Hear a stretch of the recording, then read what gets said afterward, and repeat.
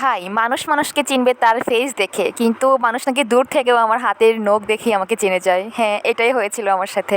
Second year ফাইনালের সময় আমার ক্লাসমেট দূর থেকে নাকি আমাকে হিজাব পরা দেখে চিনে নাই, কিন্তু ওই আমাকে বলতেছিল যে আমি তোমার হাতের নখ দেখে তোমাকে চিনতে পারছি। ওর কথা শুনে আমার খুব হাসিও পাচ্ছিল, এটা ভেবে যে আসলে কি আমার নখগুলো এতটা ইউনিক। আর আমার নখের রংটা এত সুন্দর লাগার কারণ হচ্ছে আমি সবসময় আমার নখে চা পাতা ইউজ করি। চা পাতার রং এর মধ্যে আটা বা ময়দা মিক্স করে নখে লাগাই নিলেই হয়ে যায়। যদিও কালার করা ছাড়া নখ আমার বেশি পছন্দ, কিন্তু আমার মনে হয় না আমি সেভাবে রাখতে পারবো, মানে পরিচ্ছন্ন রাখতে পারবো, যে জন্য আমি কালার করে রাখি আর কি। এখানে আমি দিয়েছিলাম বিকেলবেলা, এটা আমি সারা রাত রাখবো।